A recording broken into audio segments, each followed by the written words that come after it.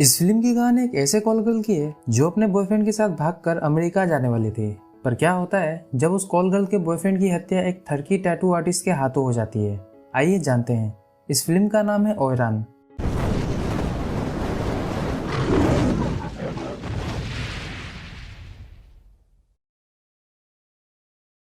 Film की शुरुआत एक वेश्यालय से होती है जिसके हर एक कमरे में कस्टमर्स खचाखच भरे हुए थे और पूरे के पूरे वेश्यालय से सिर्फ घपाघप की ही आवाजें सुनने को मिल रही थी।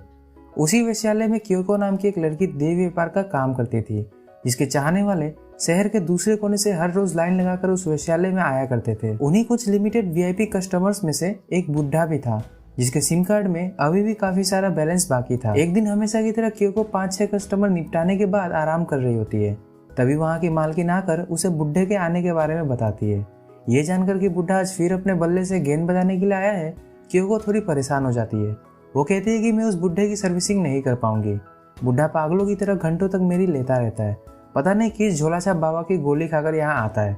लेकिन वेश्यालय की मालकिन को इन सब बातों से कोई भी लेना देना नहीं था, क्योंकि उसे तो सिर्फ पैसे कमाने से मतलब था, जिसे बुढ़ा देने में जरा भी आनाकानी नहीं करता था। थोड़ी ही देर में बुढ़ा क्योको की पीठ पर धुआंधार बैटिंग करने लगता है, पर क्योको एक बेजान लाश की तरह पड़ी रहती है। उसे बुढ़े के साथ करने में जरा भी दिलचस्पी नहीं थी, क्योंकि उसे सिर्फ काला कट्टा खाना ही पसंद आता था। खैर 2 घंटे की कड़ी मेहनत के बाद बुढ़े का निकल जाता है और वो वहीं पर ढेर हो जाता है, जिसके बाद क्योको खुद को साफ करने के लिए एक दूसरे कमरे में चली जाती है।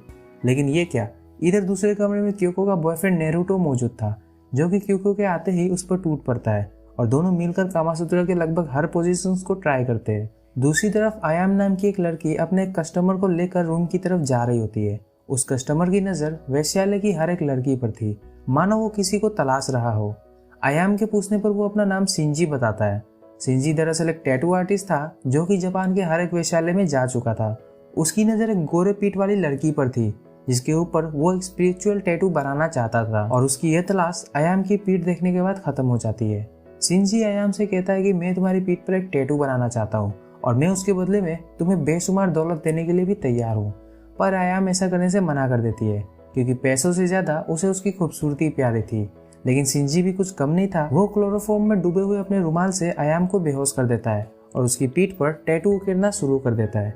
इस काम को शुरू हुए 3 दिन बीत जाते हैं। उस कमरे के आसपास से गुजर रही सभी लड़कियों को आयाम के कराहने की आवाज सुनाई देती है, तो उन्हें लगता है कि आयाम सिंजी की सर्विसिंग कर रही है। एक लेडी तो कहती है कि सिंजी मेरा हस्बैंड होना चाहिए था, वो लगातार 3 दिन से आयाम के साथ घपाघप कर रहा है। उस लेडी की यह बात सुनकर एक दूसरी लेडी कहती है कि तुम सिंजी की क्या बात कर रही हो, आयाम भी कुछ कम नहीं है, वो भी तो लगातार 3 दिन से सिंजी की ले रही है। अगर उसकी जगह मैं होती तो कब के अपने हाथ खड़े कर चुकी होती। खैर 3 दिन की मेहनत के बाद सिंजी अपने काम को पूरा करने में कामयाब हो जाता है। उसने आयाम की पीठ पर एक विशाल स्पाइडर की टैटू बनाई थी, जिसे होश में आने के बाद देखकर आयाम भी चौंक जाती है। उस टैटू को परमानेंट रखने के लिए उस पर गर्म पानी डालना जरूरी था, जिसके लिए सिंजी आयाम को बाथरूम में ले जाता है और उसके ऊपर गर्म पानी डालने लगता है। गर्म पानी पीठ पर पड़ते ही आयाम चीखने लगती है, क्योंकि पानी हद से ज्यादा ही गर्म था। पर सिंजी के कहने पर उसे यह दर्द सहना ही पड़ता है, क्योंकि टैटू के लिए वो भी बहुत जरूरी था। तभी सिंजी अपना हथियार बाहर निकालता है और आयाम के साथ बाथरूम में ही अपना काम चालू कर देता है। कुछ देर बाद वहाँ क्योको भी आ जाती है। क्योको उन दोनों को घपाघप करते हुए देखकर काफी ज्यादा चौंक जाती है। और सेम हाल सिंजी का था, क्योंकि उसने क्योको से ज्यादा गोरी लड़की अपनी लाइफ में कभी नहीं देखी थी। वो क्योको से कहता है कि मुझे तुम्हारी जैसी लड़की की ही तलाश थी, और इतना कहने के बाद सिंजी उठने की कोशिश करने लगता है, पर आयाम उसे वापस खींचकर उसके साथ टपाटप करने लगती है। पता नहीं सिंजी ने टैटू इंक में कौन से शिलाजीत की गोली मिला दी थी कि आयाम रुकने का नाम ही नहीं ले रही थी और पागलों की तरह घपाघप करने के लिए बावली हुई जा रही थी। अगले दिन सिंजी उस वेश्यालय की मालकिन के पास जाता है और कहता है कि मुझे आज रात में क्योको चाहिए। सिंजी की यह बात सुनकर मालकिन चौंकते हुए कहती है, पर जनाब आपने तो आयाम को बुक किया था और अब हम उसे चेंज नहीं कर सकते हैं, यह हमारे उसूलों के खिलाफ है। पर जैसे ही सिंजी नोटों की गड्डियां मालकिन की तरफ उछालता है, वैसे ही मालकिन के सारे उसूल तेल लेने चले जाते हैं। रात में क्योको को सिंजी के सामने पेश किया जाता है, लेकिन सिंजी जब क्योको की अनबॉक्सिंग करने लगता है तब क्योको वहां से उठकर भाग जाती है।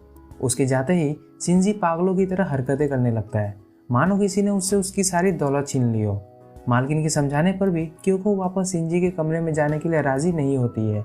तब उस वेश्यालय की सीनियर लेडी क्योको को अपने साथ एक दूसरे कमरे में ले जाती है। वो लेडी क्योको को समझाती है कि इस वेश्यालय में जो आते हैं वो सभी दिल जले ही होते हैं, जो सिर्फ इसलिए यहाँ आते हैं ताकि कोई उन्हें भी प्यार दे, उन्हें खुशी दे।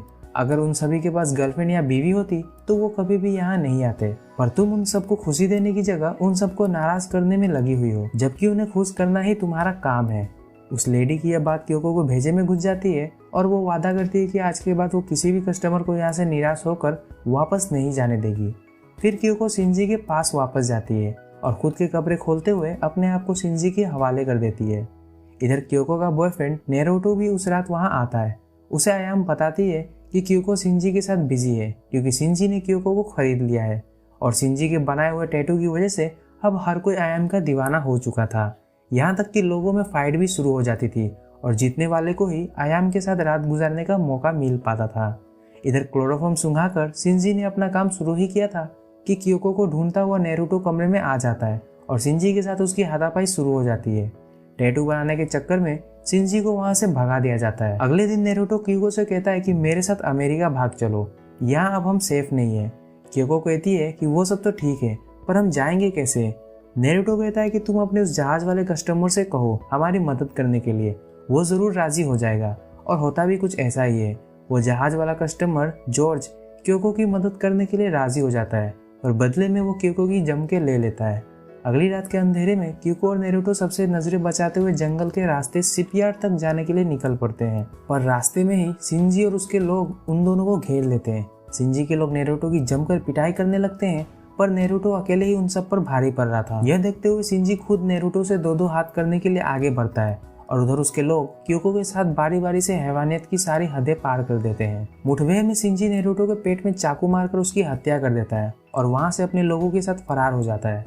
तभी उस जंगल से गुजर रहे जॉर्ज की नज़र क्योको पर पड़ती है, जिसकी हालत बहुत खराब हो चुकी थी। जॉर्ज क्योको को अपनी नाव में ले जाता है और नाव अमेरिका के सैन फ्रांसिस्को नाम के एक शहर की तरफ चल पड़ती है। रास्ते में जब क्योको को होश आता है तब वो खुद के शरीर पर बने जख्म को देखकर समझ जाती है कि उसने अपने बॉयफ्रेंड को हमेशा के लिए खो दिया है, पर नेरुतो की आत्मा क्योको के उसी जख्म का रूप लिए हुए उसके साथ थी और जब भी क्योको किसी के साथ इंटीमेट होने की कोशिश करती, नेरुतो की आत्मा बाहर आकर उस शख्स को डराने लग जाती, जिसे देखकर सामने वाले की फटकर हाथ में आ जाती थी। इस बात से परेशान होकर क्योको नेरुतो की आत्मा से वादा करती है कि अगर मुझे जिंदा रहने के लिए खुद को भी बेचना पड़ गया तब भी मैं कभी शादी नहीं करूंगी, पर बदले में तुम प्लीज मेरा पीछा छोड़ दो। क्योको के इस वादे की वजह से नेरुतो की आत्मा उसके शरीर को छोड़कर वहां से गायब हो जाती है। जल्द ही क्योको योकोहामा नाम की जगह में बनी एक कोठे की सबसे मशहूर वेश्या बन जाती है, इतना कि न्यूयॉर्क से भी उसके पास कस्टमर आने लगे थे। उन्हीं में से एक था जॉन। जॉन की हालत कुछ ठीक ठाक नहीं थी और उसे उसके दोस्त ने उस कोठे के बारे में बताया था। जैसे ही जॉन की नज़र क्योको पर पड़ती है वो बावला हो जाता है। बावला मतलब एक तरह से उसे क्योको से प्यार हो जाता है। वो रोजाना क्योको के साथ इंटीमेट होने के लिए उस कोठे पर आने लगता है और धीरे धीरे उसकी तबीयत में भी काफी सुधार आ जाता है। यह देखकर एक दिन जॉन क्योको को शादी के लिए प्रपोज कर डालता है। क्योको भी काफी चौंक जाती है क्योंकि आज तक उसके किसी कस्टमर ने उसे शादी के लिए नहीं पूछा था। हर कोई उसके पास सिर्फ अपने जिस्म की भूख मिटाने के लिए ही आया करता था। क्योको जॉन के साथ शादी करने के लिए राजी हो जाती है और दोनों भागकर न्यूयॉर्क चले जाते हैं, जहाँ पूरे रीति रिवाज के साथ दोनों की शादी हो जाती है। पर क्योको एक बात भूल गई थी कि उसने नेरुतो की आत्मा से वादा किया था कि वो कभी भी शादी नहीं करेगी और उसका खामियाजा जॉन को भुगतना पड़ता है। जब इंटरकोर्स के दौरान क्योको के प्राइवेट पार्ट में मौजूद नेरुतो की आत्मा जॉन के केले को बाइट कर लेती है। दर्द के मारे जॉन तड़पने लगता है और तभी क्योको को भी उसका वादा याद आ जाता है, पर अब काफी देर हो चुकी थी। जॉन तुरंत अपने पादरी को क्योको के प्राइवेट पार्ट से नेरुतो की आत्मा को बाहर निकालने के लिए बुलाता है, पर नेरुतो की आत्मा बाहर नहीं निकलती है। तब लास्ट में क्योको नेरुतो की आत्मा से रिक्वेस्ट करते हुए कहती है कि मैं वेश्या बन के थक चुकी हूँ और अब एक नॉर्मल लेडी की तरह अपनी जिंदगी जीना चाहती हूँ। प्लीज मुझे मेरे हस्बैंड के साथ सुख से जीने दो और हमें परेशान करना बंद करो। अब क्योंकि नेरुतो भी क्योको से सच्चा प्यार करता था और उसे भी ये बात पता थी कि अब वो कभी भी क्योको के साथ जिंदगी नहीं बिता सकता, इसलिए वो क्योको के अंदर से निकलकर हमेशा के लिए चला जाता है। उसके जाने के बाद क्योको और जॉन दोनों चैन की एक लंबी सांस लेते हैं और दबा के घबाघब करते हैं और इसी के साथ इस फिल्म का अंत हो जाता है। आई होप आपको वीडियो पसंद आया होगा। मूवी आपको टेलीग्राम ग्रुप में मिलेगी और टेलीग्राम ग्रुप का लिंक आपको डिस्क्रिप्शन में मिलेगा।